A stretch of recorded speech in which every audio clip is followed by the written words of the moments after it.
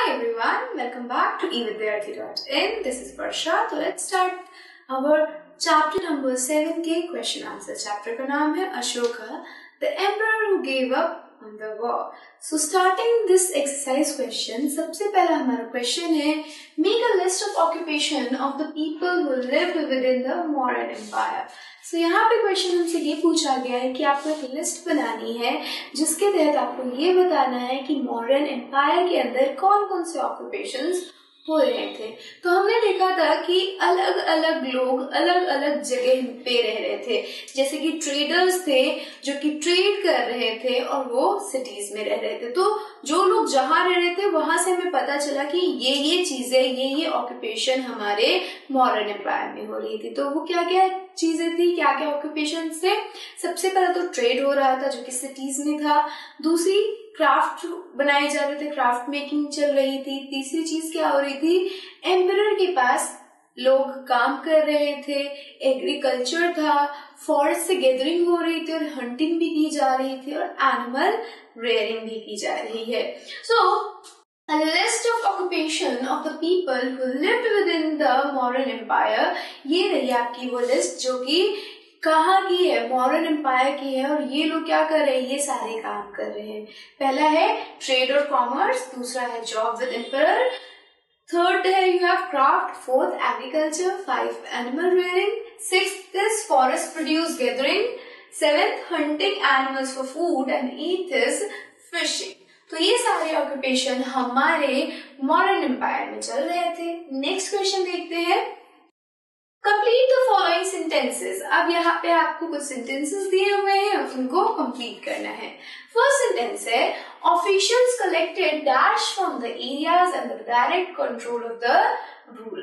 तो क्या हो रहा है, क्या चीज कलेक्ट कर रहे हैं हमारे ऑफिशियल, जो कि किसके अंडर है, किसके कंट्रोल के अंदर है, रूलर के कंट्रोल के अंडर है, यानी कि राजा के नियंत्रण में कौन सी चीज कलेक्ट की जा रही है अफसरों के द्वारा। तो वो कौन सी चीज कलेक्ट कर रहे थे लोग, टैक्सेस।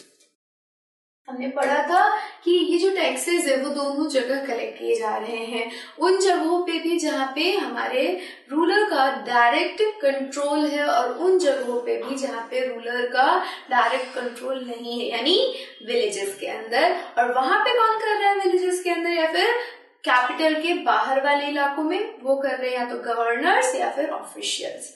नेक्स्ट बी पे आते हैं, royal prince often went to the provinces. Royal जो प्रिंस हुआ करते थे हमारे राजकुमार जिन्हें हम कहते हैं, वो प्रोविंस यानी कि प्रांतों में किस प्रकार से जाया करते थे, किस पोस्ट पे जाया करते थे। So they went to the royal provinces as governor. Governor के रूप में वो इन प्रोविंस में जाया करते थे। Okay, so this is your second statement. Next देखिए, the modern ruler tried to control dash and dash which were important for transport. किन चीजों को हमारे रूलर मॉडर्न एम्परर्स कंट्रोल कर रहे थे जो कि ट्रांसपोर्ट के माध्यम थे। तो सबसे पहले था हमारा रोड्स और दूसरा था river. So first will be your roads and second will be filled by rivers. तो इन जगहों पे हमारे मॉडर्न्स ने अपना कब्जा बना रखा था और यहाँ से उन्हें टैक्स और ट्रिब्यूट आ रहे थे। नेक्स्ट देखते हैं, people in forested regions provided the modern official with। अब जो लोग फॉरेस्टेड एरिया में रह रहे थे, फॉरेस्टेड रीजन में रह रहे थे, वो हमारे मॉडर्न ऑफिशियल को क्या प्रोवाइड कर रहे थे। तो सबसे पहले तो वो एलिफेंट्स दे रहे थे,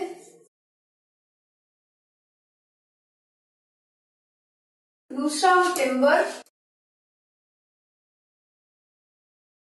तीसरा हनी एंड वैक्स।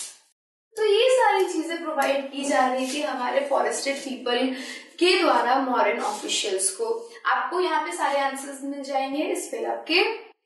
यहाँ पे हनी दे रखा है, हनी के साथ साथ आप चाहो तो वैक्स भी लिख सकते हो कि वैक्स को भी ये लोग प्रोवाइड करवा रहे थे मॉडर्न ऑफिशियल्स को। नेक्स्ट चलते हैं, नेक्स्ट देखते क्वेश्चन क्या है हमारे पास, स्टेट वेदर ट्रू और फॉल्स। अब हमें यहाँ पे इन स्टेटमेंट में बताना है कि ये स्टेटमेंट ट्रू है या फॉल्स है। फर्स्ट है आपके पास A, that is Ujjain was a great Ujjain was a gateway to the north west. North west यानी कि इंडिया अगर यहाँ है जो कि इसका नॉर्थ है, तो इस पार्ट नॉर्थ वेस्ट पार्ट को, ये वाला होगा नॉर्थ वेस्ट पार्ट। यहाँ पे तक्षशिला था। उज्जैन तो हमारे इंडिया के कहीं बीच में आता है, तो क्या ये नॉर्थ वे की तरफ गेटवे प्रोवाइड कर रहा है? क्या ये रास्ता प्रोवाइड कर रहा है? नहीं, उज्जैन तो हमारे इंडिया के सेंटर में है। और यहाँ पे क्या हो रहा था?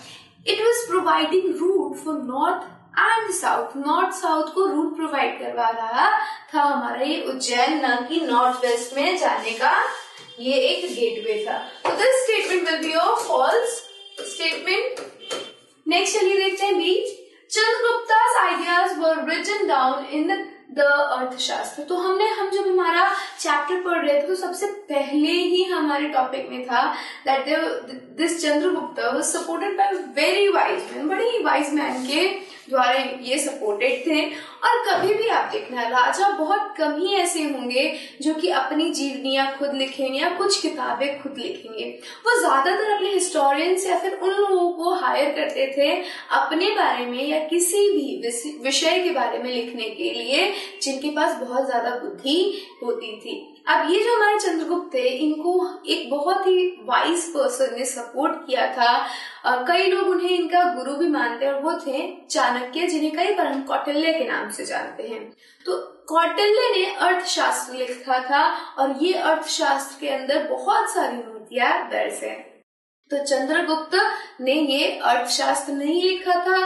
अर्थशास्त्र के रचयिता कौन थे? हमारे कौटिल्य थे। So this statement is also false.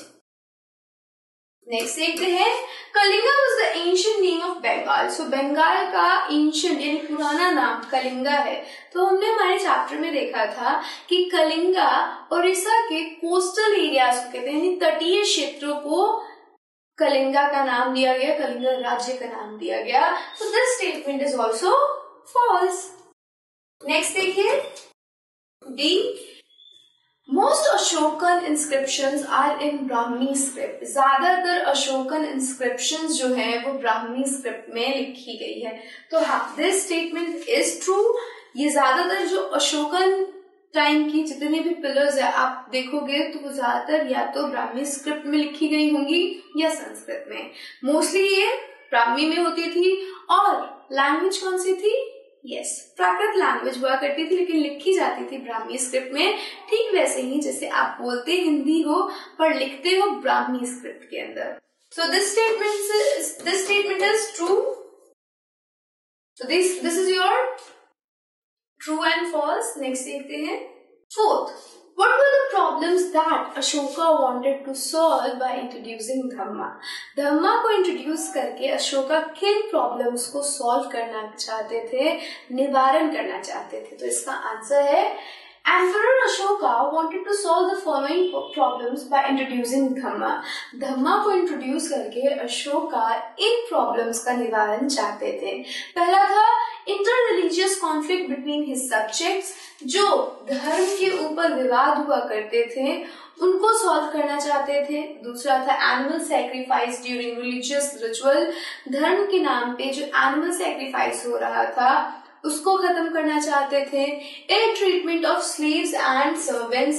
Servants यानी हमारे नौकर और गुलामों की जो बुरी हालत थी उसको सुधारना चाह रहे थे। And fourth one is constant dispute between neighbours over पेटी इशू। तो जो हमारे नेबर्स हुआ करते हैं, हमारे जो पड़ोसी हुआ करते हैं, उनके साथ जो झड़प होती, जो लड़ाई होती, छोटी छोटी मुद्दों के लिए, कई बार कूड़ा कोई फेंक देता है तो फिर लड़ाई हो जाती है, कभी कुछ। तो ऐसे झगड़ों के लिए भी हमारे अशोका चाहते थे कि उनके जो सब्जेक्ट्स है यानी उनकी जो प्रजा है वो किसका पालन करे? धम्मा का पालन करे, यानी धम्मा इंट्रोड्यूस हो ताकि लोग खुशी के साथ मिलजुल के रहें। नेक्स्ट चलते हैं 5. What were the means adopted by Ashoka to spread the message of Dhamma? धम्मा के मैसेज को, संदेश को लोगों तक पहुंचाने के लिए किन तरीकों का उपयोग किया गया। तो अशोका ने क्या किया, सबसे पहले तो धम्मा ऑफिशियल अपॉइंट किए, जिनका क्या नाम था, यस, धम्मा महात्मा। सो धम्मा महात्मा अपॉइंट हुए। सेकेंड ये हुआ कि उनके जो मैसेजेस थे, इस धम्मा के जो मैसेजेस थे, उनको पिलर्स के ऊपर इनग्रेव किया गया ताकि लोग आसानी से पढ़ सके। उन्हीं की लैंग्वेज में, जो कि कॉमन पीपल की लैंग्वेज थी, प्राकृतिक, उस लैंग्वेज में पिलर्स पे धम्मा के रूल्स और रेगुलेशन को लिखे गए। और तीसरी चीज, अगर किसी को पढ़ना नहीं आता है तो अफसर, ऑफिशियल जो अपॉइंटेड थे इस काम के लिए, वो लोगों तक ये मैसेज पढ़ के सुनाए। तो लेकर कैसे ये देखते हैं। Ashoka adopted the following means to spread his message of धम्मा। इन तरीकों से उन्होंने अपने धम्मा का मैसेज पहुंचाया लोगों तक। फर्स्ट क्या बोला उन्होंने, he appointed officials called Dhamma Mahatma who went to different places to spread the message of धम्मा। धम्मा का मैसेज दूसरी जगहों तक पहुंचाने के लिए ये लोग एक जगह से दूसरी जगह ट्रैवल करते थे। दूसरी बात, he had his messages inscribed on pillars so the common folks could read them। अब क्या कर रहे हैं हमारे अशोका कि उन्होंने इन मैसेजेस को इंस्क्राइब करवा दिया, लिखवा दिया पिलर्स के ऊपर, ताकि जो आम इंसान है वो उन्हें पढ़ सके। थर्ड उन्होंने क्या किया, थर्ड उन्होंने ये किया कि officials were directed to read out the messages inscribed on pillar to those who could not read. अब जिनको पढ़ना नहीं आता उनके लिए उन्होंने क्या किया, ऑफिशियल्स को कहा कि तुम पढ़ के उन्हें सुनाओगे इस धम्मा के मैसेज को। तो this is your question number 5। Next चलते हैं, ये आप लिख लीजिए पहले। नेक्स्ट चलते हैं आप क्वेश्चन नंबर 6 पे। Why do you think slaves and servants were ill treated? आपको ऐसा क्यों लगता है स्लेव और सर्वेंट को ill ट्रीटमेंट दी जाती होगी, बुरी तरीके से रखा जाता होगा। सेकेंड है इसी में, Do you think the order of the emperor would have improved their condition? क्या आपको लगता है कि सम्राट का आदेश इनके कंडीशन में कोई बदलाव ला सकता है? Give reason for your answer। तो आप अपने इस आंसर के लिए कोई रीजन दे, कोई सही तर्क दे। तो आंसर इसका, slave and servant were ill treated owing to the following reason. इन कारणों से सर्वेंट्स और जो हमारे स्लेव्स थे उनको इल ट्रीट किया जाता था, बुरा बर्ताव उनके साथ होता था। पहला ये था कि most of them were prisoners of war, यानी कि वो वॉर के, युद्ध के बंदी थे, यानी कि वो सैनिक हुआ करते थे जो युद्ध के अंदर हार गए होते थे। ये वो लोग थे जो युद्ध के अंदर हारे हुए होते थे, तो इसलिए ये स्लेव थे। Some belong to the lowest social order, especially Shudras. और इनमें से बहुत सारे ऐसे लोग हुआ करते थे जो कि सोसाइटी के सबसे लोवेस्ट ऑर्डर, यानी सोसाइटी की जो हायरार्की है कि सबसे पहले ब्राह्मण, क्षत्रिय, वैश्य और लास्ट वन दैट इज शूद्रा। तो ये शूद्रा कैटेगरी से जो बिलोंग किया करते थे वो लोग भी सर्वेंट और स्लेव हुआ करते थे। The concept of human right was virtually non existent during that period. तो इस पीरियड में, अशोका के पीरियड में क्या हो रहा था कि जो राइट्स होते हैं, यानी अधिकार की बात करते हैं, आज के टाइम में सभी के पास कुछ ना कुछ अधिकार होते हैं, जैसे कि आप सभी के पास अच्छा जीवन जीने का अधिकार है, आप सभी के पास अपने मन का करने का अधिकार है। बट ये जो अधिकार है वो अशोका के पीरियड में नहीं था। तो क्या हुआ कि जो स्लेव्स थे और सर्वेंट्स थे उनको जीने का हक नहीं माना जाता था। उनको ऐसा माना जाता था कि दे आर प्रॉपर्टी, उनके साथ हम कुछ भी कर सकते हैं। सो ये सारी चीजों की वजह से क्या होता था कि उनको बहुत बुरी तरीके से ट्रीट किया जाता था। Their condition would have improved after the order of emperor because अब हम क्या कर रहे हैं, देखा क्यों उनको इल ट्रीटमेंट मिलती है। अब देखिए क्यों, कैसे उनके जो कंडीशन है, रहन सहन है, वो कैसे बदलेगा, कैसे उनके प्रति जो लोगों का व्यवहार है वो बदलेगा एम्परर के एक ऑर्डर से। फर्स्ट है, no one would dare defy the supreme order of the emperor himself. तो कोई भी ये जरूरत नहीं करेगा, ये कोई ऐसा कर ही नहीं सकता कि एम्परर ने कुछ कहा और तुम ना मानो। कोई भी सुप्रीम ऑर्डर, यानी कि जो सबसे बड़ा पावर है, उसके आदेश का पालन नहीं करेगा, वो मतलब वो करना ही करना है। He will have to do, वरना क्या होगा, पनिशमेंट मिलेगी। तो सभी को एम्परर का आदेश का पालन करना होता है। अगर जिसने नहीं किया उसकी तो शामत आनी है, तो सभी करेंगे अगर हमारे एम्परर कुछ कहेंगे। सेकेंड देखिए, those who would disobey the emperor would be severely punished by his official. अब किसी ने कहा कि अरे ये तो शूद्र है, मेरा तो हक बनता है इसके ऊपर क्या करने का, इसको मारने का, इसको अच्छे से जीने ना देने का। तो अगर किसी ने ऐसा किया और एम्परर ने क्या कह रखा है, आपको ऐसा ट्रीटमेंट किसी को नहीं देना है, तो क्या होगा, उसको ऑफिशियल आके क्या करेंगे, बहुत बुरी तरीके से पनिश करेंगे। थर्ड चीज क्या होगी, the emperor was the supreme commander of the Mauryan empire, thus his words was law and had to be obeyed to his fullest extent। अब जो हमारे एम्परर है वो सबसे सुप्रीम कमांडर है, जो वो बोलेंगे उसका पालन करना होगा। अगर वो दिन को रात और रात को दिन कह रहे तो आपको भी वही मानना होगा, और जो भी वो कह दे वो लॉ होता है, वही कानून होता है। अगर किसी ने उसको फॉलो नहीं किया तो हमने देखा कि उसको सिवियरली पनिश किया जाएगा। सो अगर एम्परर बोलेंगे कि सर्वेंट्स और स्लेव को भी अच्छे तरीके से ट्रीट करना है, तो everybody has to treat them that way. और अगर हमारा एम्परर कहेगा तो जरूर इन स्लेव्स के लाइफ में कुछ ना कुछ बदलाव तो जरूर होंगे। नेक्स्ट देखते हैं, write a short paragraph explaining to Roshan why the lion are shown on our currency note. List at least one other object on which you see them। तो यहाँ पे कह रहा है कि आपको पैराग्राफ लिखना है जिसके अंदर आपको रोशन को ये बताना है कि ये जो नेशनल एम्बलम है हमारा, ये जो लायन, अरे मैंने तो आपको आंसर ही बता दिया। अच्छा कोई नहीं, पता नहीं किसी ने नोटिस किया या नहीं, बट ठीक है। तो ये जो लायन है हमारा, लायन वाली जो पिक्चर है वो करेंसी नोट्स पे क्यों है, और आपको एक और ऐसा चीज बताना है जिसके ऊपर आप इस तस्वीर को देखते हो। तो सबसे पहले आंसर देखते हैं, the lions are part of the lion capital in Sarnath. Sarnath में है ये हमारा लॉयन, और ये लॉयन कैपिटल कहा जाता है सारनाथ को। These lions are shown on our currency note and the greatest king of India, Ashoka, who built the capital।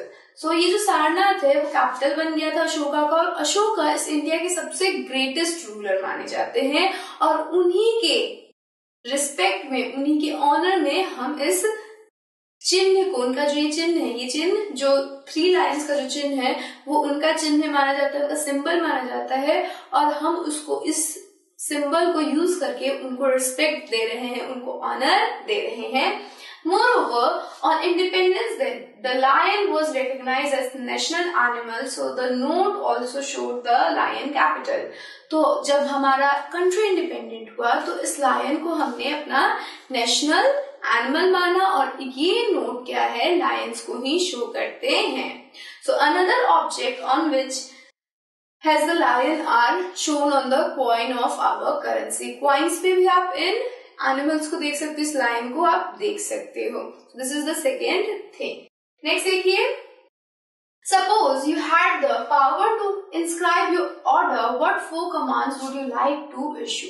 आपको अगर पावर दिया जाए कि आपको कुछ ऑर्डर इंस्क्राइब करने, लिखवाने हैं स्टोन पिलर्स पे, तो 4 ऑर्डर आप क्या लिखवाओगे। तो सबसे पहला क्या करूंगी मैं, स्लेवरी को अबॉलिश करूंगी, गुलामी खत्म करूंगी। दूसरा, एनिमल सैक्रिफाइस को रोकूंगी। तीसरा, पीपल जो लोग आपस में फाइट करते हैं उसको बंद करवाने को कहूंगी, और डिस्क्रिमिनेशन खत्म करूंगी। तो लिखना कैसे है, to answer this question use your own imagination. सबसे पहली बात तो ये वाली चीज आपको नहीं लिखनी है, क्यों, क्योंकि ये जो 4 चीजें मैंने भी आपको बताई वो बेसिकली मेरी सोच है, मैंने बताई है, ये मैं चाहती हूँ। आप क्या चाहते हो, आप क्या लिखवाना चाहते हो। देखो हमने पूरे चैप्टर में बात करी किसकी, अहिंसा की। हमने बात करी कि ऐसे एक राजा ने युद्ध का त्याग कर दिया और उसने एक नया रिलीजन का आविष्कार किया। उस रिलीजन के अंदर जो जो चीजें थे मैंने बस वही चीजें आपको बोली है लिखने को। सो आप अपनी इमेजिनेशन यूज करो, अपना बुद्धि, अपना एक तरीके से कहा जाए सृजनात्मकता यूज करो। Okay, I am learning Hindi, तो सृजनात्मकता यूज करिए आप अपना, और आप बताइए मुझे कि और क्या क्या चीजें हम इस पिलर के ऊपर इंस्क्राइब करवा सकते हैं। मैंने बताया आपको स्लेवरी, ये 4 चीजें। अगर आपको कुछ नहीं आ रहा है तो जाके आप इसे लिखना, ठीक है, कि slavery should be abolished, animal sacrifice B, stop, people should not fight among themselves, अपने आपस में फाइट नहीं करना उन्हें, डिस्क्रिमिनेशन को प्रैक्टिस नहीं करवाना है जेंडर, कास्ट या फिर कलर या क्रीड के ऊपर. सो this is my point of view. आप अपने सोसाइटी के अंदर क्या देख रहे हो, आपको क्या लगता है क्या चीजें बैन होनी चाहिए, वो आप मुझे कमेंट सेक्शन में लिख के बताओ. सो this is all about this video. I will meet you in the next video with a new chapter. Till then, stay safe and stay healthy. Bye.